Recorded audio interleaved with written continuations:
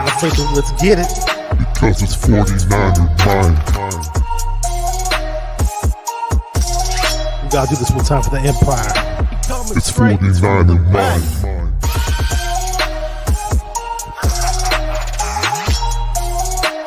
It's 49er mind. We gotta get that brick by brick real quick. 49er mind. Yeah. Yo, we can't listen to them haters, man. 49er mind. We from the Bay. 49er mind. We them San Francisco 49ers. 49er mind. We got that red and gold blood inside us. 49er mind. Ooh, yeah. Freak out. Yeah, I'm looking right into the video scope, And this is Macho Man, #1 Macho Man impersonator, past, present, future, yeah. And I'm here to tell you, you are watching 49er Minded with Bashar. Yeah, the cream of the crop. Dig it? Ooh, yeah. What's up, everybody? Welcome to another edition of 49er Minded. Really excited to bring this guest on. Really good friend of mine that I've known on Facebook for about the past 7 years or so, maybe. Just guessing. I finally got to meet him recently at one of the preseason games. And before we get started, like we always do, I'm just going to say what's up to a few people in the chat, and we'll say what's up to a few guys here. Let's see who's been waiting. Well, Runa's been waiting the longest. He's the king of the most insightful comments that I get on my show. Let's just say that. I mean, the dream. He was really impatient about the show starting. Asked me why I keep pushing back the time. It was one of those days, man. You know, we want to start early and then things get in the way. Oh, we got Clown Man in the house. Woo with his Ric Flair woo. Who we have? We have the Niner you love to hate from 510 Patience Grasshopper. He's a good buddy of mine from the East Bay Area. Raymond Martinez, how's it going, man? Good to see you on. I did a good show with him yesterday on Bay Area Ballers channel. Check that out whenever you guys have the time to do that. Oh, look who else is in the chat. Silverado Kev, and let's bring him on. What's up, man? What's going on, man? Yeah, so you're from Real Talk Niner Talk. For those of you who don't know who Real Talk Niner Talk is, what show it is, I put the link in the description. It's a YouTube channel. They put together great shows on YouTube. It's a panel with him, Niner Style, Will, Super Dave, Jew, and they do a lot of funny comedy stuff in between, and a lot of informative stuff as well. It's really fun to watch. I love their show. I love what they do. And he's also a writer for Sports Illustrated ALL49ers SI on their website. So, and I know you used to write for another platform as well before that. But good to have you on, man. How's your day going? Man, great, man. Feeling better off bed rest. You know that's right. You were ill. You were ill at one point. You didn't have the COVID, did you? Man. Nah, man. Actually, I understand to say it, but brother had gout in his feet, man. Hey, that gout ain't no joke, bro. Okay. Yeah, man. Like, first time I ever had it, I don't know what was going on. You know what I'm saying? I just know my feet were swollen, toes looked like Vienna sausages. I don't know what was going on. Wow. That must have sucked. Yeah, man. Wow, well, go. Hey, I'm back though, baby. You're back. All right. That's all that matters, man. Yeah. We're gonna this is 49er Minded, where we get into the minds of 49er fans, and we do things a little unconventional here. So we'll definitely talk a whole lot of football, but first, what we do is we get to know who's sitting in front of me right now, and that is Silverado Kev. Obviously, my very, very first question. People want to know, how did you become a 49er fan? Oh man, I'm born and raised in San Francisco, California. Fillmore stand up. So, September 1st, 1978, I was born into the empire. It's not just on me, it's in me. You feel me? You know what I'm saying? So, I'm Bay Area all day. Frisco stand up. You know but was there anybody, a friend or a family member that may have influenced you a little bit? Oh, yeah, my grandmother. You know what I'm saying? I had the same question on Beto show. My grandmother, rest in peace, my beautiful grandmother, Gloria Mitchell. She was, you think I'm something else? She was the biggest Niner fan I've ever met, bro. Like, you OG like myself, just to add context. You remember back in the day, Bash, when we used to watch VCRs? Sure do. You pop the tapes in. You remember like them little them cassette holders it was like three across. I think they were like brown on the outside, and the top was black. And you pull out the thing. I do remember those. About almost your arm. She had like 5 of those stacked up on top of each other, all with Niners games in them. And so, when most kids on Saturday morning watching cartoons, she said, "Okay, baby, you know the drill. Go over there, pick a tape." And I just opened one of the random shelves, run my fingers down the tapes, and pick one. And hey, she pop it in. She tell me who the team was, who the owner was, the coach. I'm talking about everything, man. So the reason I am where I am is because of her. And you ever watch a game with me, and it's a fumble, and I do it to this day. And every time I do it, I think about her. She used to yell, "Fumble!" I'm talking about this loud as hell. I scared the hell out of me as a kid, but I do it to this day. You feel me? So there you go. Hey man, rest in peace. God rest her soul. God rest her soul. That's good to hear. And my brother, God rest his soul, got me into being a Niner fan. So I'll never forget that. Obviously, I'll never forget my brother man. For all the good memories that we had. So hey, rest in peace him too, man. Condolences. Thank you. Everything Bay Area, man. I'm talking about. She had me at Giants games, Niners games, Warriors games. You feel me? I mean, Florida, Disney World, Disney. I mean, she had me everywhere, man. You know what I'm saying? So yeah, that was my first traveling buddy. Yeah, so that follows up to my next question. Want to say what's up to 49ers First Takes. Aaron says, "What's up, guys? Great dude. Has a really nice 49er channel. I had the pleasure of being on there. Had him on as a guest recently as well. And I'm definitely got to say what's up to him. And Clown Man's having fun in the chat as always. Saying shout out to your grandma. He said he loves his grandma. And just, shout out to your grandma as well. So good. Clown Man's awesome. If you got grandparents still living, embrace them because I don't have any more living grandparents. She was my last living grandparent. Same here. So yeah, right. So she took you to your first Niner game. Is that correct? Was that your first 49er experience? Did she take you to your first Niner game? She was like my first any sports game. Niners, Giants, Warriors, everything. I don't know what year it was, and I don't really remember. Do you remember you don't remember the first Niner game you went to, huh? I'm sure I was just barely walking. Okay, let's just say this. As far as memories go, what stands out as a Niner game early on in your 49er fanhood that you went to that you really remember and cherish? I'll tell you one of my most fond Niner memories.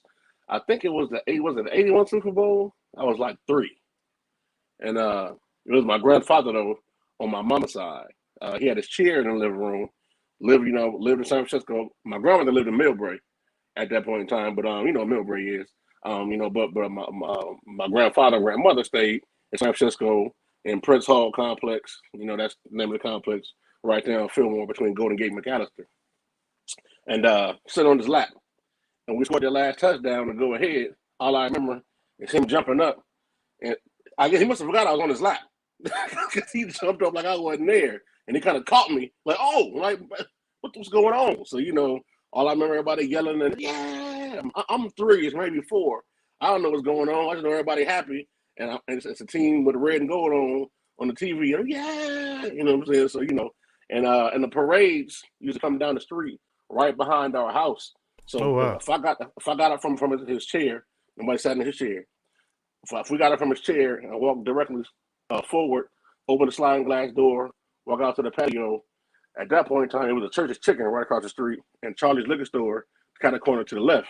The parades come down Golden Gate going downtown. So that's one of my fondest memories as far as Niners, too. That's cool, man. You got to go to a parade. I've never been to enough 49er parade, Super Bowl parade. I have to go. I opened the door. That's awesome, man. Do you have any experiences as far as meeting 49er players or anything like that? Or? I don't recall meeting too many players when I was young. You know what I'm saying? But in recent years, or?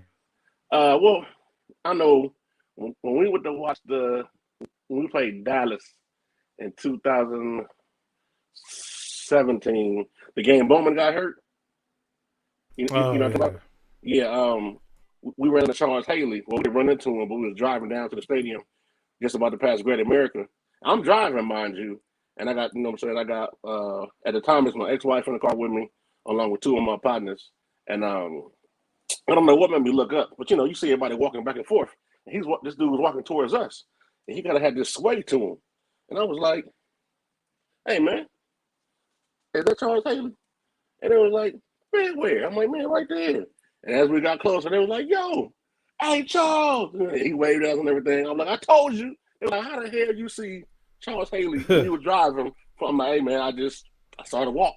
You know what I'm saying? Charles Haley was an excellent pass rusher. I got to meet him too. He signed my hat. I took a picture with him, and he does. I saw him walking later at the tailgate, and he does walk like that. He has a distinct walk to him. That's the way to him. Yeah, he does have that without a doubt. Do you remember what your first 49er jersey was? Yeah, Joe Montana. Okay, there you go, number 16. Now I posted a picture. I seen the picture. I just saw the picture for the first time today. I just saw it for the first time today. With the little, I forgot what brand it was, but you couldn't tell me nothing. I had the jersey, the helmet, the pads on. I was ready. Yeah, I saw that. I wish I had pictures like that growing up as a kid. I don't, unfortunately.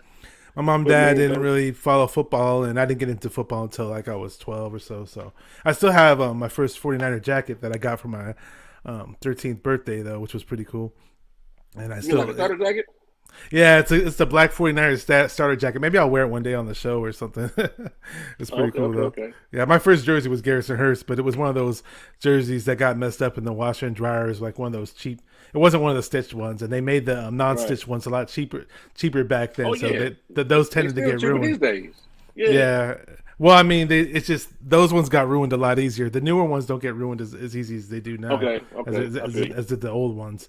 Okay, so we got our football, fandom questions. So I throw a little random curveball questions at people. Hey, it's all good, man. And we're both from the Bay Area. That way. You know what I'm saying? We're both from the Bay Area. Being from the Bay Area, as you can tell by my theme music, when I was a kid, I was listening to 80s music, but getting up into junior high, hip hop was a thing, Right. I was listening to all kinds of rappers, and MTV Raps was coming out, and so I have a lot of, I play keyboards, and I love music in general. I love all different genres, but I have a place in my heart for hip hop, more so for the older stuff. But who are your like top 5 rappers that you had listened to? Top 5 rap. Okay, well, I'm gonna be a bit biased because, like I said, I'm from Frisco. Fillmore to be exact, you know what I'm saying? So, you remember saying Quinn, right? Oh yeah, I do, without a doubt. I had one of his demo tapes, or one of his tapes that they were passing out, mixtapes. I went to school with Quinn, and actually, I think we had gym together. You know what I'm saying? So back then, I was a much smaller dude. I was a skinny little dude back then in my high school days. Matter of fact, I'm gonna show you a football picture. You're like, yo, that ain't you. Like, it ain't me no more. You know what I'm saying? But it used to be. Well, I seen your son. He's pretty skinny, so I was thinking he may have been the same way. So. Actually, yeah, but he got a little thick, you know what I'm saying, over COVID, you know what I'm saying, but he's still good. But Quinn, like I said, we stayed across the street from each other. I stayed in Prince Hall, he stayed in Friendship, the complex right next to me. So I'm gonna go Fillmore rappers then. Quinn, JT the Bigger Figure, Seth the Gaffler was big back then. Rapping Forte, you know what I'm saying, was big. Now even though I'm from Fillmore, see back then, Fillmore and Hunters Point was funky. You feel me? You know what I'm saying? So you like to get dealt with, you get caught out of bounds. Hunters Point's right where Candlestick is too. Right. You know what I'm saying? So RBL 11-5. Oh yeah. Don't give me no Bama weed. All that, man. You feel me? We saw them at the tailgate. At the tailgate we went to. RBL Posse was there. Yeah. Well, half of it, rest in peace. The other guy, was the Black Seat. You know what I'm saying? Because Black Seat's still alive. Mr. C. Okay, my friend Mr. C. Matter of fact, I remember when that happened too. I was young when Mr. C got killed. Rest in peace, Mr. C.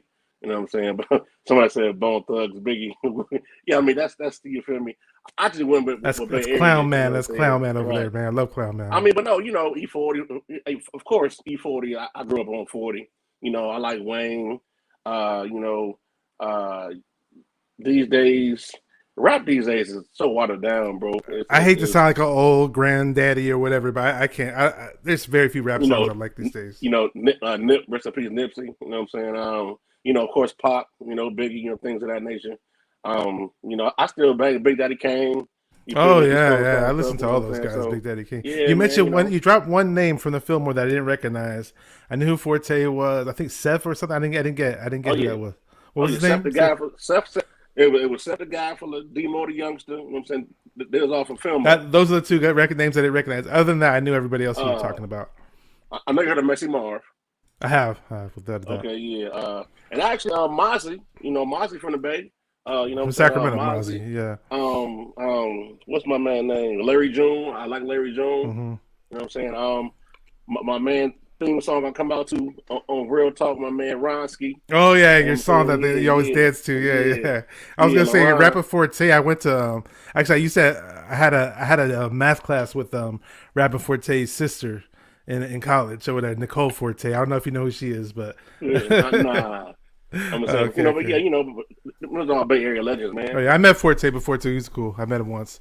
You Yeah, know, so we got our hip hop questions out of the way. That's good. We it's all about. I love Bay Area hip rap, and it's always good to connect with a 49er fan Too who short. Yeah, likes man. that. Yeah. Yeah. Oh yeah, without a doubt. Okay, what was the first rap song you memorized? The first, the first rap song I memorized. Um, it was probably hip hop, hip to the hip. You know what I'm saying? Just Oh, you because go way it back. was You go old way school. I back, mean, man. You go way, way moms, back. uncles. That's a I mean, Sugar Hill gang right there, man. it was That was one of the clean ones too. So it was you were catchy. okay to memorize that one at that It was age, catchy. You know what I'm saying? and it was But catchy see, without doubt. I grew up on like B Street, Breaking. You know what I I'm remember saying? those. Things like that. You feel me? I made 43 this year. You feel me? So Okay, okay, yeah. I'm a little older you than you. A know, little older than yeah. you. Yeah. I All graduated in right. '96. Okay, I was 94. So we got let me just say throw up some comments on the screen really really quick. Who we got here? Oh, okay. Clown Man was talking about his starter jacket. I just bought two 90 starter Hey, jackets. The one is wool body with the brown leather folks arms, extra was large. losing their lives back in the day. Started Jack in the film mode. I'm telling you. I was lucky, Real, man. I was one no, of the real lucky ones. talk. What's up, Real Adam? talk. Adam's here. Really good friend of mine in real life, actually. Good to see him on here. What's up, Adam?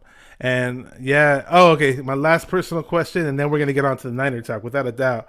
Um, what's Oh, this is I got two of them. If I give you $100, where are you gonna eat, man? You can eat at any restaurant you want, eat in the Bay Area or San Diego, LA, wherever. You know what? I'm gonna take it back to the Bay, and only because it's nostalgic for me. I don't even know if it's still there or not. Downtown San Diego, I mean, it's not San Diego. Downtown San Francisco used to be a little pizza spot called Blondie's. Oh, You can Blondies. I get, remember. I used you to go there. remember Yeah, Blondie's? yeah, yeah. I used to. you, Yeah, you can get this dumb big piece of yeah, pizza yeah, and a yeah. I soda remember for like a dollar Blondies. fifty. You know what I'm saying? Yeah. So growing up in the hood with not much money in your pocket, you can't beat $1.50 for a big old piece of pizza and a soda. You know what I'm saying? Yeah, So yeah, man. I don't know if I had the San Francisco location, but I definitely had the Berkeley location, and they had another location in the East Bay. But I might have had the San Francisco location once for all I Uh, know. I'd also hit up Nations. You know what I'm saying? Oh, Nations. Oh, I remember Every time Nations. I'm Oh home, I yeah, gotta yeah, hit Nations. yeah, We're yeah. talking barbecue. Flint's. You know what I'm saying, Flint's barbecue was popping back in the day. Mm-hmm. All right, so yeah, so that's getting to know Kevin. We got into his mind and the mind of a 49er fan. We covered a whole bunch of stuff. But hey, man, we're talking about the 49ers right now. Unfortunately we came off of a loss versus Seattle, which sucked. It always sucks Mm. losing to Seattle. Early on in that game, I had a really good feeling. You probably did too. We were getting to Russell Wilson, and things went downhill. But we did get to see Trey Lance. And what were your thoughts on his our first viewing of him in a professional game? Um, he started out slow, and then people gonna call it making excuses. But number one, I don't know how it happened that he ended up going in. I've heard a different couple stories, but it was pretty much like, hey, get in there. Okay. You know what I'm saying? So he took a little minute to settle down, but the thing about the passes he threw, like the dirt ball he threw to Kittle, the high pass he threw to Debo, and I think Debo was running like a slant. He threw it so high, Debo kind of jumped and looked behind him like, oh, what's going on? You know what I'm saying? So it took him some time to settle down.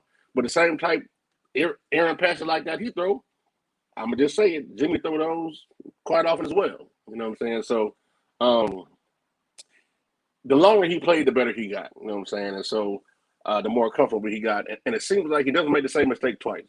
You know what I'm saying? So you feel me? That's also a good thing, especially for a rookie being 21, not repeating the same mistakes. Because when I was coaching, I used to tell my kids, just don't make the same mistake twice. You know what I'm saying? Like if I put you to the sideline and I coach you up on something, and you go back out there and you do it again, like, do we just not talk about this? Like, come on, you know what I'm saying? I need to stick up here. So it don't seem like he made the same mistake twice, man. So looking forward to see what he gonna do with this team. To backpedal a little bit though, Bash, man. Like just the one knock on the offense under Jimmy. Like, and I'm gonna thank Jimmy for what he's done for this team. A lot of people think I don't like Jimmy. It's not that I like him. You know, it's kind of like family. You know what I'm saying? Look, I make love when I gotta like you. You know what I'm saying? So it's pretty much like he just once those 10 to 15 scripted players are gone and he's kind of forced to think on his own. It's pretty much like, okay, flip a coin, and see what happens. You know what I'm saying? So he's not talented enough to work off script too often. You know, so like that first drive against Seattle, we scored on our first drive. And actually, was that the first time this season we scored on the first drive? I think it was. I'm pretty sure it was. Honestly, I saw him coming out the gates like that, and I was like, okay, hey, we're ready to stick it to Seattle. Jimmy's looking good. He's hitting on all these passes, and then for whatever reason, things went downhill. Right. So it just basically the offense goes stagnant. And as a DC myself, I would love playing against Jimmy because I know what I'm doing. I'm stacking the box, I'm closing middle of the field, and daring him to throw outside the numbers and throw deep. You know what I'm saying? I'm telling my DBs, set about 35 off the ball. You can play off man because he can tell you where he's going, with his eyes. You know what I'm saying? So it's he's pretty predictable, and he's not going to run much. Like I've always said on the show, his legs have a in case of emergency break glass sign on them. You know what I'm saying? So that's never good. It's like my left-handed basketball. You shade me right, it's gonna be a problem because I'm gonna have to break that glass to go left. You know what I'm saying? And that ain't never good.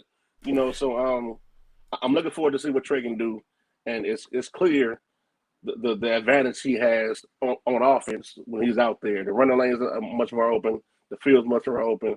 It's 11-on-11 football. And you can't deny the change in the defense and the defensive strategy when he's in the game. So I'm looking forward to it.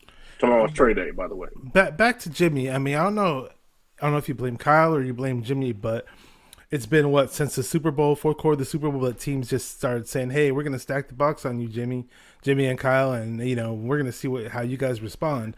And it's almost like we haven't found one freaking way to respond to it. And it's been a huge headache for Niner fans. We saw all last season. We've seen it early on this season, and hopefully it comes to an end with Trey in the lineup. I really hope that's the way we get rid of that. Man, look, you said since the Super Bowl. Before that, it's just that teams hadn't really figured it out. I mean, you feel me? Teams knew what to do to stop Jimmy. It didn't take the Super Bowl. It's just that the shit hit the fan in the Super Bowl. You know what I'm saying? So. And again, I'm not gonna put the Super Bowl all on Jimmy. I'm not, because there was DNA fingerprints all on that loss. Had he hit that pass to Emmanuel Sanders, we win the game. But has other things went right that went wrong before that, in that situation. You know what I'm saying? So he's just not good enough to sustain drives and overcome third and longs, 3rd and 10 plus, because. And one thing I hate to see, Bash, I don't know about you, and the folks in the comments, I cannot stand when I see us go empty with Jimmy, because he passing the ball or we'll turn the ball over. It just really, I cringe. And it really bothers me when we come out with a running back set, and he's like, he calls the cadence, and then, Mitchell going motion with somebody, I'm like, oh, no, it went empty. When it's an empty back, because you want a running back sitting there to pick up the blitz or something, just to help out Jimmy. Well, once the back motion out the backfield, we're not going to run the ball. They know we're going to pass. So what's the one way go? Yeah, you know what I'm saying? So yeah, man. Let me see what's up to Will in the chat. This guy, what's up, Will? He's from Real Talk Niner Talk as well. Very good panel member on that show. Says, "What's good, Bash? Kevin, my bro." Real Talk Niner Talk, hashtag NGOE, Niner Gang over everything. Trey 5, Trey Way. Big Trey Lance fan, without a doubt. He makes no bones about it. Let's see. What's up, Ray? How's it going, Ray? Ray says 100 empty with Jim is the worst. Ray Martinez. What was the thing you liked most? Oh, go ahead. You got a question for Ray? No, I'm saying, hey, Ray, I feel you. I mean, you just think about it, Bash. Knowing Jimmy's limitations, and, a la Panama Queen, I've been calling him Lemmy G. Lemmy short for limitations. You know what I'm saying? So Lemmy G has been a new name. Just think about it, man. I don't care what doubt it is. If we go from a one back set to empty, you're like, I mean, because you know it's not gonna be a design run. You know it's not gonna be a sprint right, a sprint left with him. So we gotta pass the ball. You know, and I don't know about the rest of y'all. Whenever Jimmy drop back and he gonna hit a receiver, and you can't quite see the receiver in the screen, I'm like, because I don't know where the ball gonna go. You feel me? I don't know who Hanson will end up being. You know what I'm saying? So, hold on. Please bring up Waruna comment. Hey, are you drinking, Waruna? Are you sipping on the yak or something? He does this to me every show, guys. Oh, okay. He must be put on Rambo fan club. You know what I'm saying? Yeah, I think he switched. I think he definitely, yeah, without a doubt. What was the thing you liked the most about Trey's performance, by the way? His ability to learn from his mistakes, his ability to take the lumps he had and keep moving forward. You know what I'm saying? And even though his footwork was kind of sketchy on the same play I'm gonna talk about, the play where he took the snap to his right and kind of had Corrado with one hand, and he kind of hopped up a little bit in the pocket and then kind of dipped to avoid. Was it I forgot my man's name. He come from Cincinnati to Seattle. Kind of dipped his right shoulder, stepped up, kind of shook in the hole, and then dipped off for 10 yards or so. I know you're talking about. Yeah, man. I mean, it was beautiful. Like, yo, like it's been a long time, since we had a quarterback that can make plays with his legs. You know what I'm saying? And so it's beautiful. You know what I'm saying? It really is, man. And I'm just telling you, it's gonna be good to see Bash 11-on-11 football again, because you got to account for everybody now. You have to. You know what I'm saying? Because before it's like, okay, well,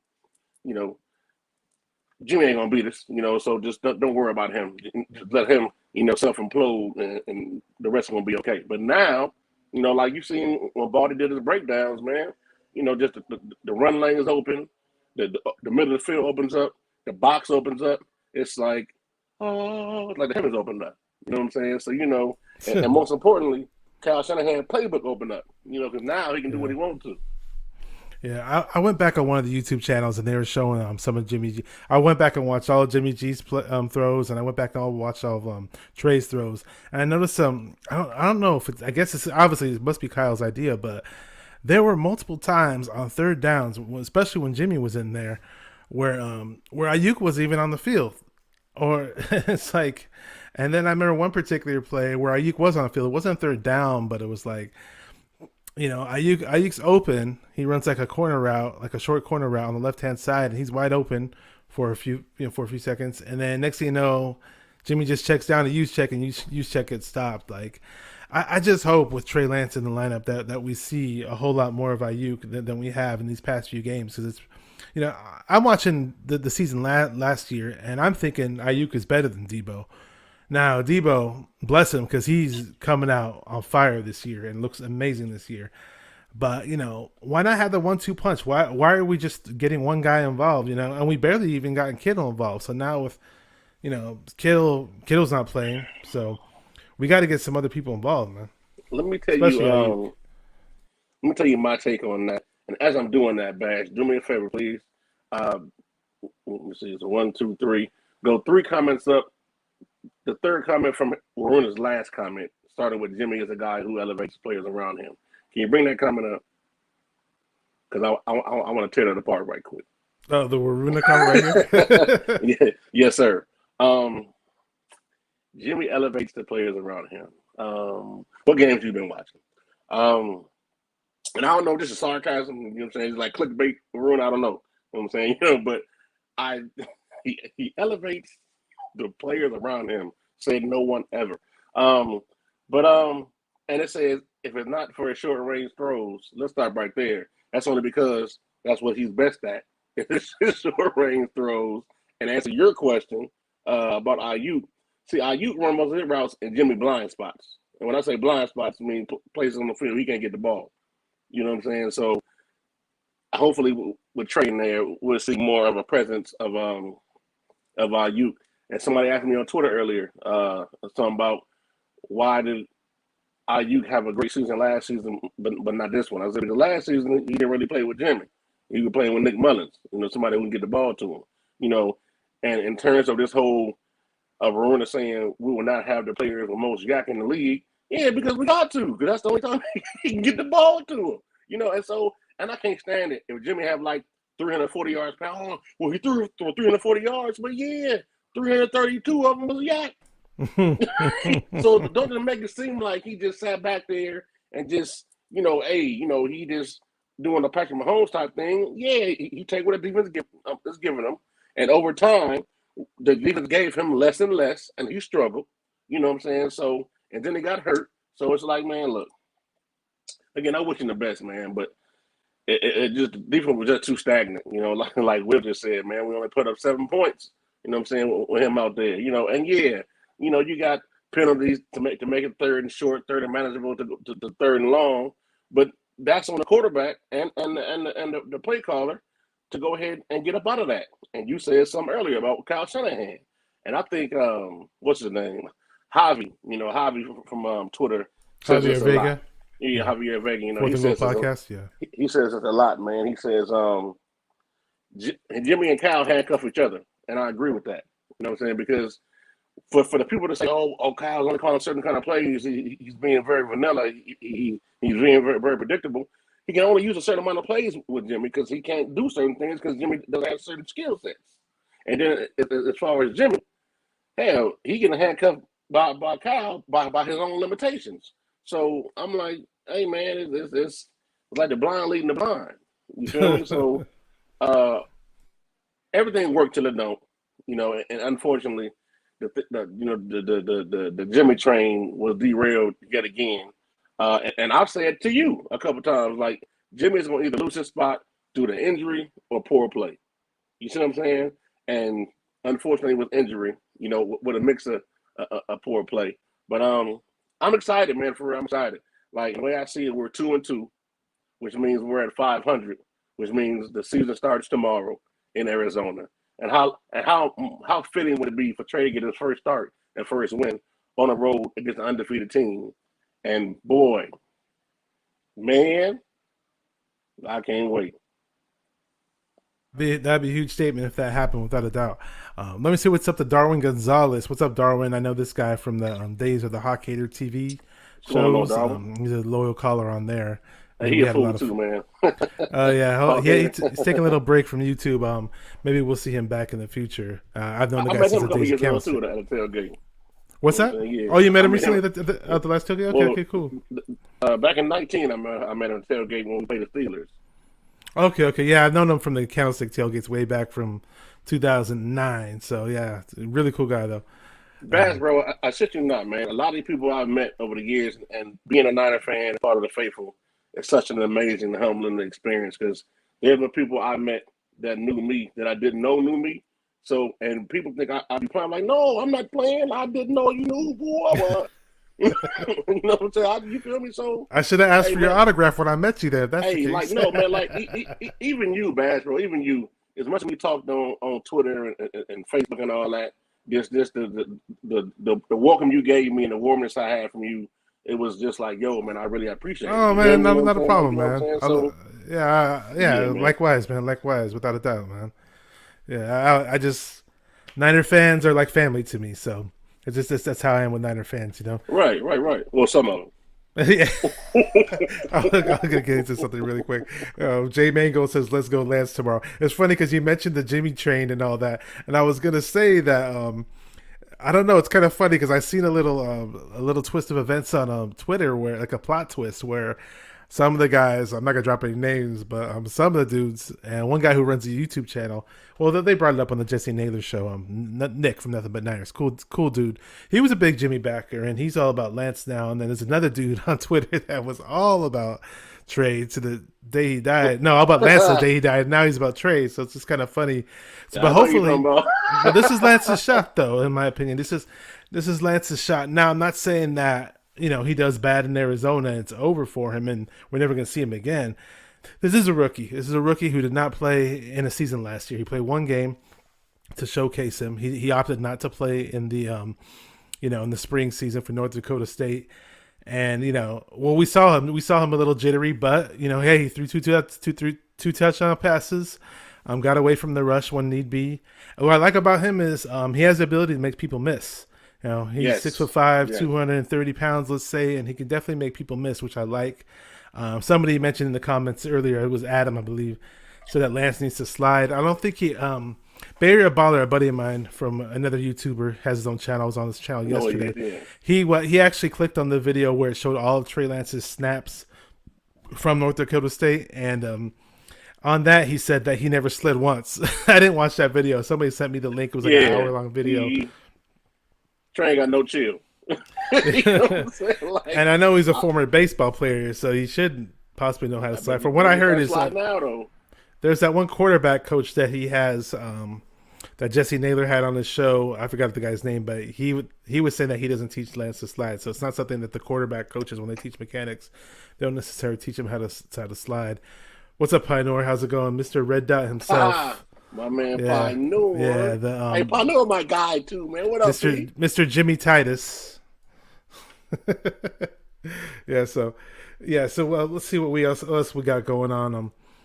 What do you expect to see differently from Trey Lance versus the Cardinals that we didn't see this last game, against the Seahawks, since it was like, a half of football and they didn't necessarily prepare a game plan for Lance. Do you expect to see anything different? Oh yeah, most definitely.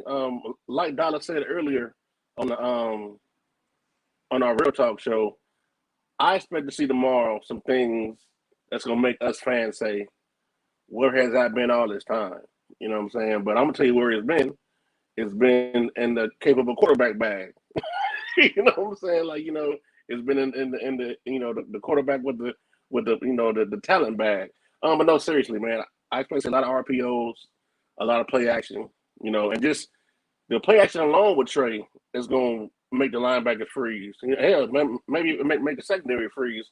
But I expect to see a taste of what we'll see as the season progresses, because he's not going to give it all to everybody tomorrow. And I'm actually working on an article right now that I don't want to give up or divulge a lot what's going to be in there, but it's almost like an open letter to Kyle Shanahan to a degree. And I'm going to talk about some of this in there. But Kyle Shanahan, I've always said he's an amazing head coach. He's an amazing play caller, an amazing offensive coordinator, but he's been a suspect head coach, and in my eyes, he's not a leader of men. And that's what a head coach needs to be, is a leader of men. I'm not saying he can't be, but he hasn't been. And, and pulling double duty is difficult. You know what I'm saying? Oh, yeah. But now is the time. Now is the time to show that you are a leader of men. And I don't like the way he's handled some of his players. You know what I'm saying? Being a coach myself, there's been some rumors going around about the way that certain players are maybe saying this and maybe saying that. A lot of us don't know what the 100% truth is, but that's just it, though. Hey, Brad, you got kids, bro? I do not. No, I know you do. Okay. Well, I know. Whoa. I don't got kids. I have a child.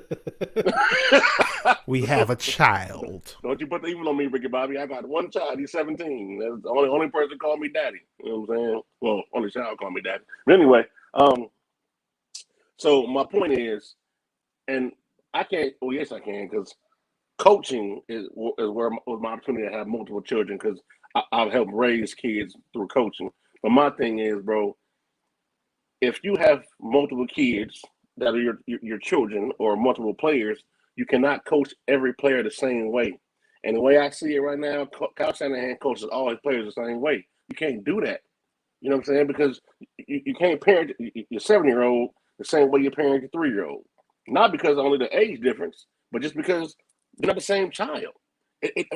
Everything doesn't work for both kids. You see what I'm saying? So I can't wait to see Kyle Shanahan not only open his playbook, but open his mind and his heart and say, you know what, I'm going to be a head coach and lead this team. Starting with how he handles, Trey Lance tomorrow. Trey Songz. And go ahead and lead the team to victory. So yeah, a lot of this is on Kyle, bro. It is. Yeah. So hopefully, let's just assume that Trey Lance is the quarterback for the rest of the year. Let's just make that wild assumption. This whole thing with like people say, hey, they might lose a locker room or something like that. Like, the media throws that out there, and we don't know if it's going to happen or not. But I just don't see it as happening. I mean, why would they lose a locker room if that's who the coach? obviously we trade up all these picks for Lance. We made no bones about it that he's the future of the team. We're gonna have to have him out there eventually. So why not have it now? And I don't get why anybody in the locker room would make a big stink about it and how it would destroy the team and how they wouldn't support him. I just don't get how they wouldn't support him. See, this is my thing with that as far as the locker room, and I've been on record saying this on Twitter, on Real Talk, Niner Talk, on Sunil's show, Real Talk Sports. My thing is, man, I see it like this. If you're concerned with going from one quarterback to the other is losing the locker room, riddle me this. So those players you're worried about losing, I don't think they like losing. So I think you run the risk of losing the locker room with more losing than you are with a quarterback switch that may, promote more winning. You see what I'm saying? So, or give you a better chance to win. And my thing is, with the two quarterbacks, Jimmy at his best is, even though he can't even begin to scratch the surface of the Trey Lance untapped potential. You know what I'm saying? So there's two different stratospheres. So I'm looking forward to see what happens moving forward. And, and he may struggle coming out the gate, but I don't think it's going to be to the point where you're like, they're booing him, because Trey Lance, like last game, even though he didn't play a whole half of, a whole game of football, I think the reason he missed certain reads, because he may have saw him late, he didn't put the ball in harm's way. And when he does put the ball in a tight window, it get there so fast and so hard, it's like it's normally a PBU or a drop by the receiver. You know what I'm saying? So I'm looking forward to seeing him flourish, man. And I really think, like Dollar said, tomorrow we're going to see some, I think he called it extraterrestrial. You know what I'm saying? But I'm going to call it some wizardry. Like, yo, what's going on? And I really think we're due for it. We're due for some fireworks. I predicted Niners 31, Cardinals 27. Oh, there you go. Okay, I was going to ask you a score prediction at the end of the show. He said 31-27. Oh. Okay. So I mean, hey, look, the ball hasn't bounced our way the entire early part of the season just yet. Maybe this is the game where the ball, we get all the lucky breaks. The ball starts bouncing our way. We see Trey come into his own. The running game opens up. Hey, Trey's presence on the field does widen the running lanes. And we're going to have Elijah Mitchell in the mix now. We didn't have Elijah Mitchell since the Eagles game. And Trey Sermon also looked pretty good the last game. He had about over 80 yards. So, a lot of people were criticizing Trey Sermon early on, but he's showing up and showing that he could be that bruiser back that we haven't had. It's funny you mentioned that as far as the running backs and everything. And again, this is not a dump on Jimmy's session, but my thing is, with a quarterback like Jimmy, if the running game not working, we're now one-dimensional. With a quarterback like Trey, if the running game not working, he has a built-in run game within himself. You see what I'm saying? So that alone is going to still allow the running game to be there. So I expect to see, I do believe Sermon will get the lion's share of the snaps, but I do expect to see Elijah Mitchell, do his thing and get busy too. And it's a three-headed monster now. Run with Trey, run with Sermon, run with Elijah Mitchell. Yeah, run with Juszczyk. Juszczyk is somebody else I want to see, get utilized more in the passing game. Oh, yeah, without a doubt. So, yeah. We had that one running back last week who was Jacques Patrick from Florida State. I think he had one carry, right? He had 2 carries for 12 yards. He's a pretty strong guy. He was moving the pile pretty well. Actually, he looked like a mini Christian Okoye out there, for those of you who remember who that is. I wouldn't say that. I know. I'm just saying because of his size, because of his build right. Or whatever. But he had that one. They had that one silly. We were talking about. I was just saying about some of Kyle's play calls early on. Even though he's amazing in drawing up plays, for some reason early on in the season, every now and then there's been some questionable play calls, and that one play where Jacques Patrick gets the handoff and he goes to the right side of the field and throws it to Jimmy. And this guy's only been with the team for 2 weeks. You're telling me within those 2 weeks they've been practicing this crazy play with Jimmy since then for over 2 weeks, and they were confident to call in the game. But Kittle was wide open, without a doubt. He was wide open for a long time, and then the ball came late to Jimmy. By the time Jimmy threw it, Jamal Adams got there. That might have been a PI no call too, but it was just a silly look. It looked silly, It was that play to me. I think Kyle accidentally hit the Ask Madden button on that play or something like that. and so he ended up throwing the quarterback throwback. Two things on that play, Bass. Two things. Number one, you got a running back who's playing his first game. That's number one. Number two, he's throwing back to a guy who's throwing deep than his forte. So we're already against the 8-ball twice already. And now I will say, had that pass from Patrick to Jimmy been more on the line and Jimmy didn't bobble it, he would have had a better chance to hit Kittle. You know what I'm saying? But just the play call in itself was like, what? Like, I don't know what's more confusing. That throwback or the jet sweep to Debo on 4th and 2. I don't know which play call pissed me off the most. But I guess I do. The jet sweep to Debo on 4th and 2 pissed me off the most. But no, that's the play you call right there. To a guy that got here yesterday, man. Patrick been here 15 minutes, and you want to throw the ball to Jimmy, and then Jimmy throw it to somebody else. Man, come on. Man.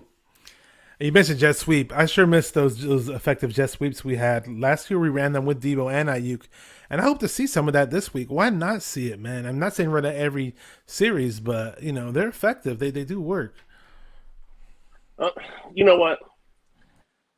And you brought up Ayuk again, and I'm glad you did, Bash, because I don't know exactly what was going on with Ayuk. Apparently, per the media, Kyle Shanahan says his work ethic hasn't been well, and I know he was hurt for a minute, and then you heard the rumor that he told Kyle he'd rather play with Trey and Jimmy. So the way Kyle remitted that was, okay, you rather play with Where did you hear that rumor, though? Where did you hear that from? I mean, just from the talking heads to the other people. Talking heads, right? Yeah, you know what I'm saying. So my thing is, I guess Kyle was like, "Oh, so you rather play with Trey and Jimmy? Cool, sit your ass down because Trey ain't playing." You know what I'm saying? So, and Ayuk is a great talent, man. He really is, and that's where it comes in again. So you're gonna have me give him up my article information. But my thing is the way he handled Ayuk. I was in the Navy for 14 years, right? And for a lot of part of that time, I was something called a LPO, leading petty officer. So I led. I was a leader of men, leader of men and women. I was in charge. My thing is, you praise in public and you discipline in private. Kyle Shanahan been doing the opposite.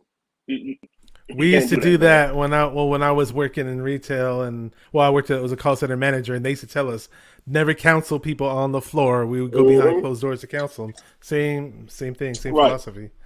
Right. So Kyle Shanahan has a lot of growing to do. Kyle Shanahan has a lot to account for. Kyle Shanahan has a lot of responsibility to grab here. You know what I'm saying? So we're gonna see. And again, it starts tomorrow, Bash. It starts tomorrow, man.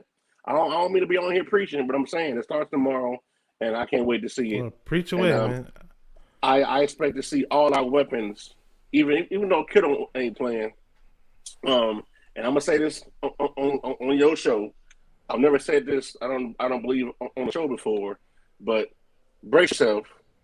The people's tight end, his hands ain't as good as Dwelly hands. Dwelly hands are better than Kittle's. Kittle has never been. Greg Cohn always says that too.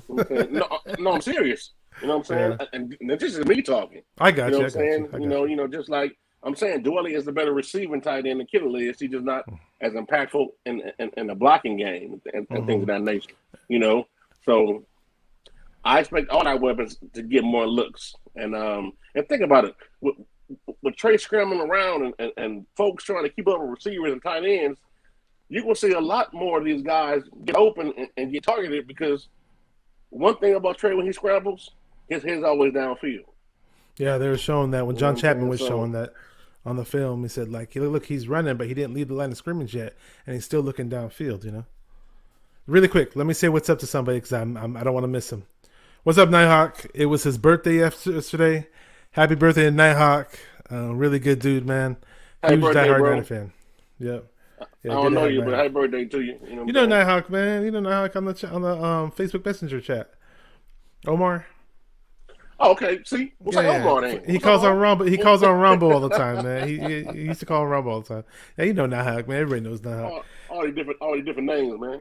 Okay, so because I was gonna ask you, I already had it written up. George Kittle is gonna be out in the game. Unfortunately, they said he's gonna be on IR for 3 weeks. That's very unfortunate, but Dwelly has to step in, and Dwelly has to step up big. I mean, I've been hearing all this talk and Wait all a this minute. hype about what's up. Wait a minute. Who was that? Who Steve-O was that? Supremo. Your Hey, name on chat? Supremo. Let me see. The question says, how many catches do Willie have to have better hands than Kittle? Okay. I got one better question for you, Supremo. How many passes has Dwelly dropped?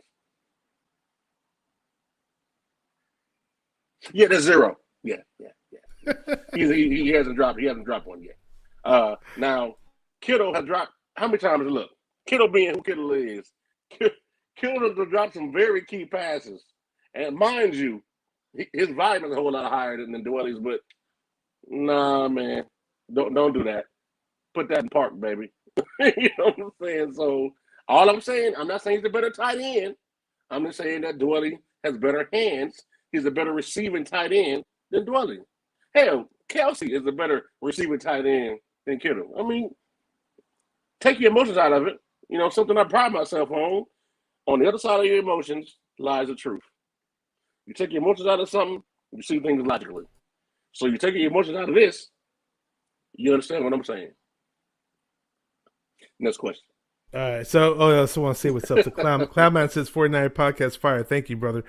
Check out Cloudman's page. He posts 49er videos every now and then. He has a really fun Trey Lance draft reaction video, and he just throws up videos of 49er plays and touchdowns and has his little commentary on them. They're pretty entertaining.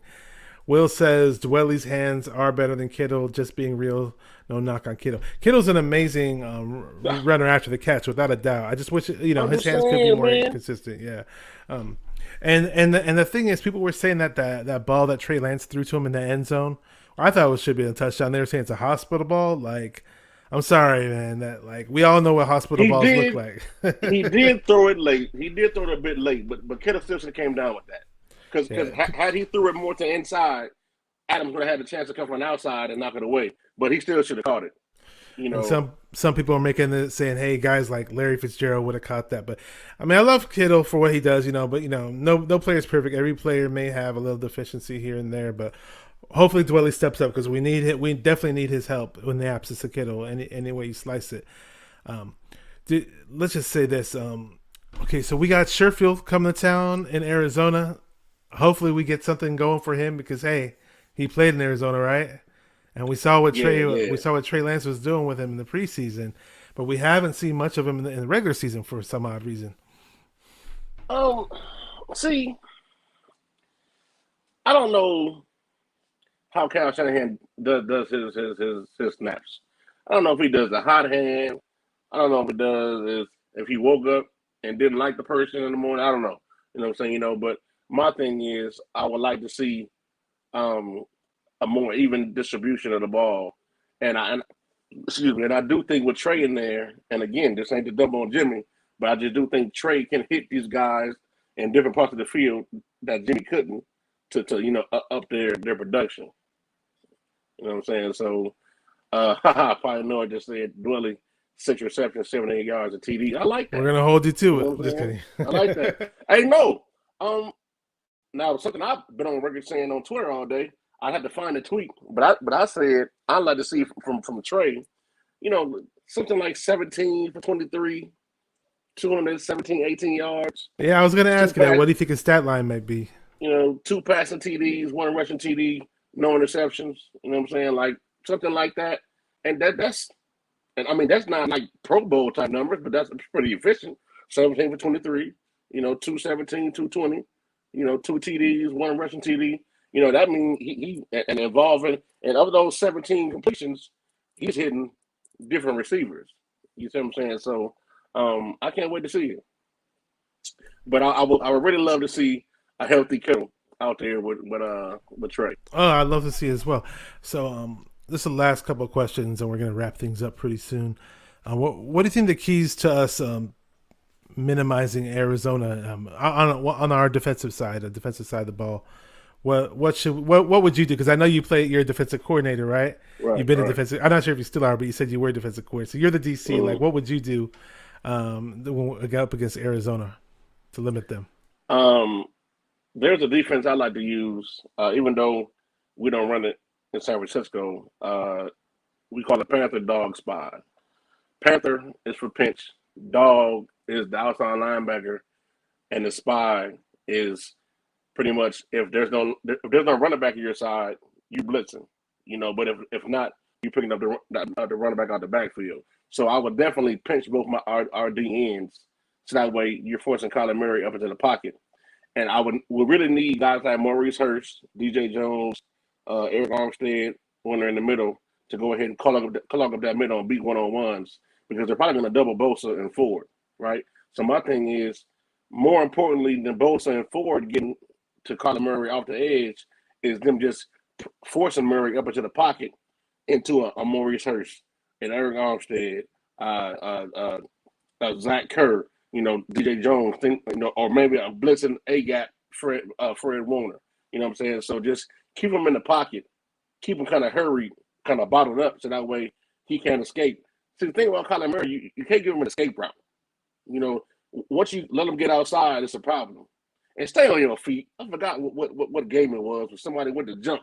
And they're like, what you jumping for, man? Just stay on your feet and just tackle the man. Yeah, it's not like he's a 6'4" quarterback. You have to jump to block his pass. I mean, but the boy, dude, Kyler Murray is different. Yeah, it's crazy the things he can do out there. And Marcus Golden said yesterday, he different than he is. That little boy, I mean, that not little boy, dude, little boy. That boy Scoop. I mean, you ever seen how fast his legs move? Yeah, it's kind of like Pac-Man when he's out there running around. It's scary, man. In the track world, it's called a turnover. If you got short legs, it's called a turnover because your legs do like this. But if you got long legs, it's a stride. That boy got a good turnover. Yeah, Lance is more of a stride without a doubt. Lance is more. He's kind of like got that long Kaepernick stride. But with Lance, you kind of see him. Time out. You don't see. I'm glad you brought that up because the one thing Lance has over Kaepernick. Cap wasn't shaking nobody. That's what I was going to say. I was just about to say he's more agile than him. He makes people miss. Yeah, Cap wasn't shaking nobody. Yeah, Cap would just run straight and run straight. But Lance will shake out your cleats. Mm-hmm. Lance will hit you. That's what I like. The ground goes that way. You know what I'm saying? So yeah, without that. When you said pinch the DNs, I kind of have an idea what you mean. Could you explain it in just layman's terms exactly? Because I'm thinking that you get them going more outside, or do you have them more in? Okay, so check this out. Let's just say, for the sake of names, right now you and Pioneer are my 2-5 techs, right? My 2 DNs. I'm a call from the sideline. You hear me go, Panther, Panther, Panther. I mean, we pinching. I mean, you coming off the ball, outside shoulder of the left tackle, squeezing, squeezing the pocket. You know what I'm saying? So if you don't hear me go Panther and we go regular, then you just it's like a bull rush. Taking center mass, man on the man. Right. Yeah, man on man. You know what I'm saying? Full body versus half body. So I'm doing that, and plain and honest, have my interior D line beat the man in front of you. And they don't really have a running game to speak of, so they're gonna pass the ball a lot. Which they do. But if you're harassing him and in his face all game, he don't really got much time to get the ball to the Christian Kirks and Hopkins and things of that nature and guys like that. You know what I'm saying? So I mean, they got receivers. You feel they really do. AJ Green too. Right. Yeah. They got the other young guy, Rondale Moore. He did a little bit. The ball's been spread around, and I did check the last stat sheet for the last game, and they did spread the ball around somewhat, and it's a little scary with our defensive backs now. Mosley looked pretty good against DK Metcalf, surprisingly, even though we lost. But I think he played good enough for us to win, though. The DBs in general, in my opinion, last week, considering the firepower, considering we're going up Russell Wilson, Hall of Famer, Lockett, and DK Metcalf in the mix, they played good enough for us to win. It's just that, offense needed to do a bit more early on in the game. Who do you think is going to score the first touchdown for us? Ooh, that's a good one.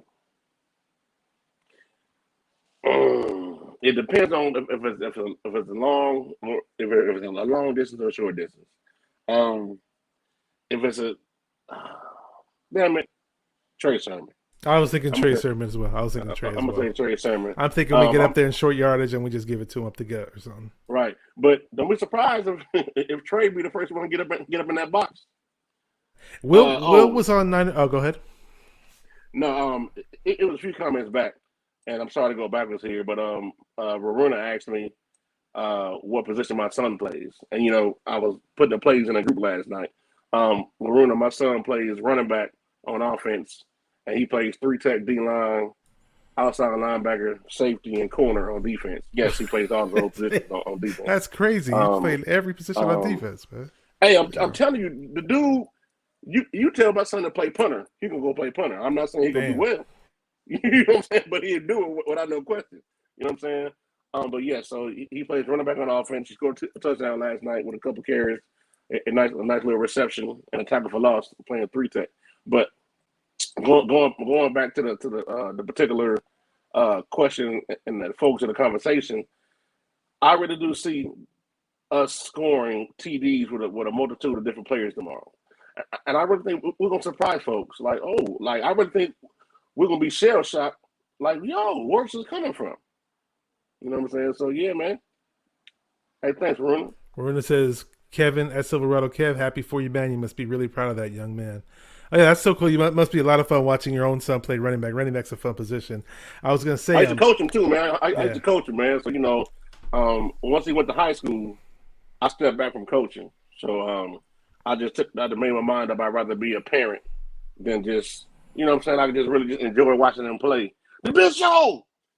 Come here. You know what I'm saying? I've seen your videos. You posted your videos in the chats, and I've seen your videos of your son playing, yeah. I done mentioned my own son before on everything I love. Hey, go get Mitchell. Hey, come here, man. What's going on? You know what I'm saying? So I don't, listen, as a coach, I don't care. I'll bench Jesus if he out there, you know what I'm saying, not doing his job. Hey, Jesus! Hey, go get Jesus. Come here. I need a corner. Sit down for a minute, Jesus. You out there tripping. But no. Look at this guy.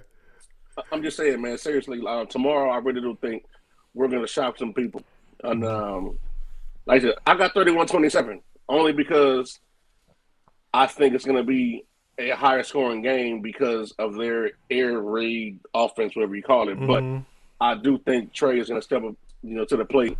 You said 31-27? 31-27. My prediction yesterday was 30-27 on the Bay Area Ballers show, so we almost had the same score prediction. That's interesting. And actually, it was crazy.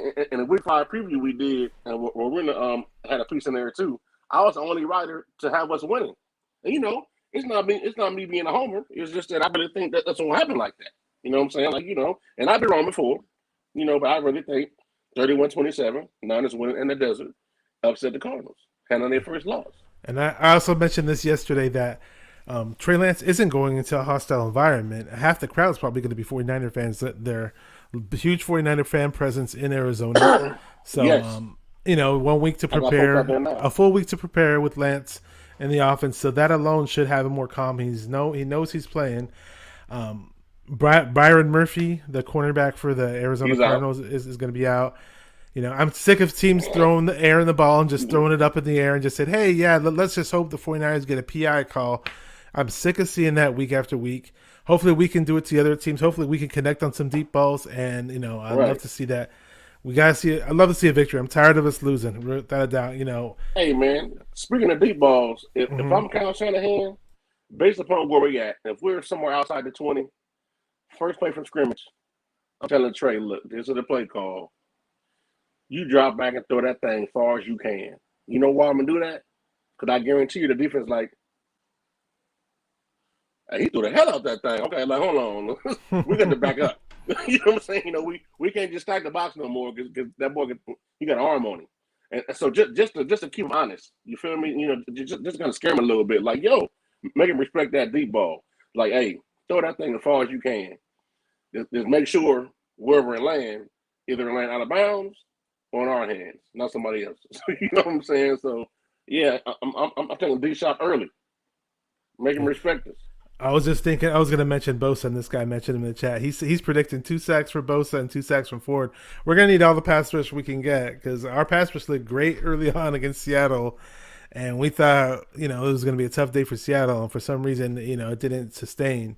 So hopefully we have some type of defensive plan that does sustain and it works. But I will caution you this, and I know I've never coached at the pro level. I've never coached at the high school level or the college level. it's been 14U and below for me. So kids 14 and under. But I've been coaching for 7 years.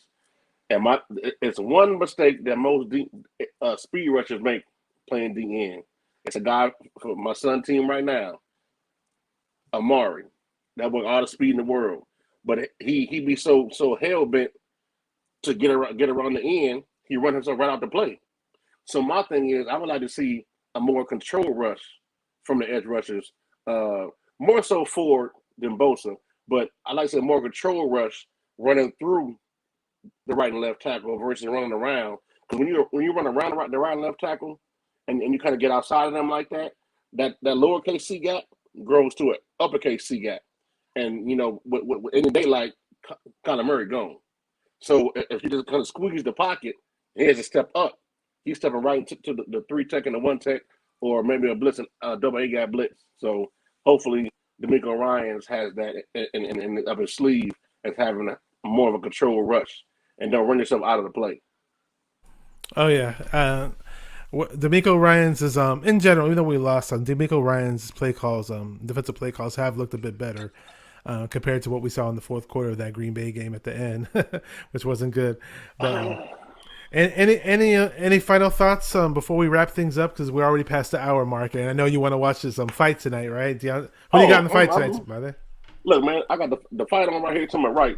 Okay, you got it going. It's on mute, of course. You know what I'm saying? But the undercard's on right now. So I mean, I'm not no hurry, man. Like, listen, I mean, you got somewhere to be. Oh no, I don't. No, I don't. I just have my set of questions that I usually ask. Do me a favor. I mean, if you have any other final thoughts, go ahead. I mean, just look, man. Most of y'all know who I am. Silverado Kev. I write under Kev Mitchell with SI. Just more, government professional. Somebody asked Steve Supremo, do I have a channel? I do have a channel, Supremo. It's under Silverado Kev. Like all my social media, but I mainly do most of my work with the Real Talk Niner Talk, because the same thing I was doing on my channel, I just now do with my squad. You see what I'm saying? So, if you want to follow me somewhere on YouTube, follow me and my squad at Real Talk Niner Talk. It's the same thing I talk now, except with 4 other guys, talking the same information. So, yeah, man, I appreciate the call back, man. I appreciate me being on the show, talking Niners, man. It's just I love it. You know what I'm saying? So it is what it is. Whenever you need me, I'm here, man. You feel me? Oh yeah, it's been a lot of fun, and it kind of sucks because you were saying something earlier, and I was gonna make a reference to something that Will touched on in Nothing But Niners show, but I didn't write it down or type it up on my computer. So you said I was saying something earlier. Oh, you were saying something earlier. Reminded me something that Will said on Nothing But Niners, and I was gonna quote and reference him, but what was it about? I can't remember. I'm pretty sure I can tell you. I can't remember. If I go back and watch it, I'll do it. But shout out to Will, though, man. Will was up in here. Will's another member of Real Talk Niner Talk. And Steve Supremo. My guy, man. Yeah. We got a lot of cool. And Will Runa right here, he's a fellow All 49ers SI Sports Illustrated reporter on their website, along with Silverado Kev. And people asked, Steve Supremo asked about Silverado Kev, where to find him. I put all of Silverado Kev's social media up in the video info of the show. So if you need to find him on his Twitter, you need to find him on Real Talk Niner Talk, find his regular YouTube channel. It's all in the video description of the video info of this video that we're watching right now. So, definitely check him out. Follow him on social media if you guys don't know who he is. Real Talk Niner Talk, by the way. That show, if you guys haven't watched it, man, I love comedy myself. I've done stand-up comedy myself, and I appreciate it. And they do that hip-hop flavor in there as well, and they're always doing these funny little sound bites, and they got all these funny little segments. You got the host is Don Niner Style from New York. Silverado Kev's on there. Super Dave, another Southern California 49er fan, but originally from the Bay Area. Will over in Texas, and you got Jew over in over near Atlanta.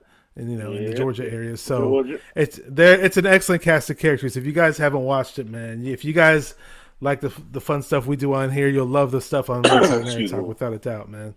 So I mean, look, again, man, go ahead. I mean, just look. There's a billion. I don't know if no other fan base has as many podcasts as we do. I've subscribed to almost all of them. I've had times where I just searched and I found ones that people never even talk about. just see what we like to do, man, and we like to mix entertainment with comedy, with facts, with stats. You know what I'm saying? With realism. It's all of that mixed in one. I mean, because you can't never be one way too much. You know what I'm saying? So,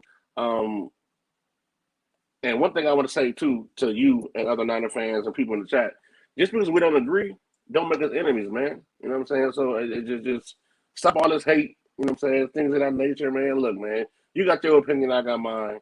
That's cool. We can agree to disagree. But nothing worse than a fan that tries to force their opinion on you. And just because you don't think like I do, I'm not going to tell you that we can't be friends. You know what I'm saying? Now you talking about robbing a bank or something like that, that's different. You know what I'm saying? But you know what I'm saying in terms of this. Hey man, let's agree to disagree. Let's be adults and listen, Rambo. Probably know you a fool, man. But yeah, I man. saw it. I saw that, man. Whoa! Hey, what's going on? Hang on.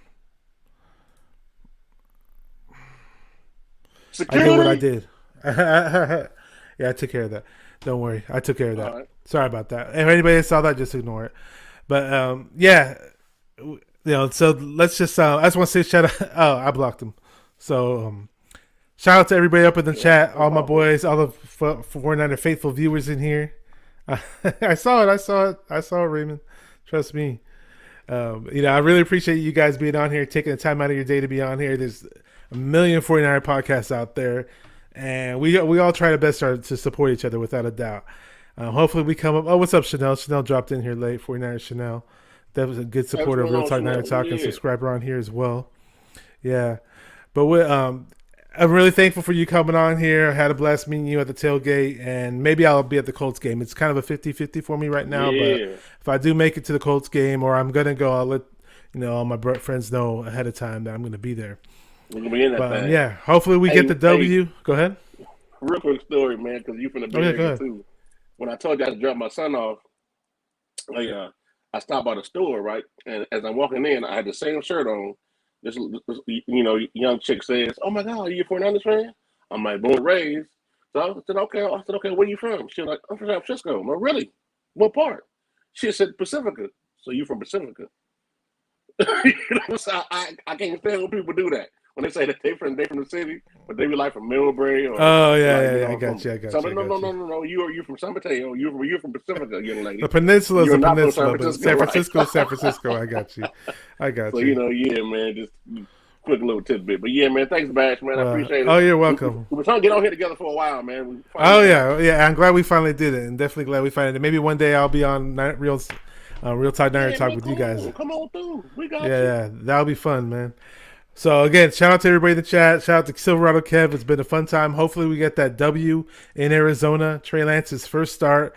It's going to be a lot of fun. I hope to see some fireworks tomorrow. If we pull up that upset, man, things are going to be changing in the division, and things will be changing in the weeks to come. So I'm glad you guys came on here on 49er Minded, where we get into the minds of 49er fans. And hopefully we get that W, guys. We out of here. Peace.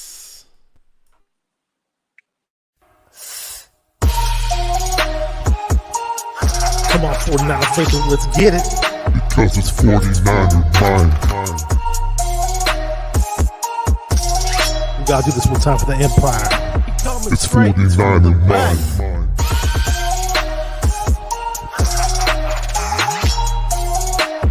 It's 49er mind. We gotta get that brick by brick done quick. 49er mind. Yeah. Yo, we can't listen to them haters, man. 49er mind. We from the Bay. 49er mind. We them San Francisco 49ers. 49er mind. We got that red and gold blood inside us. 49er mind.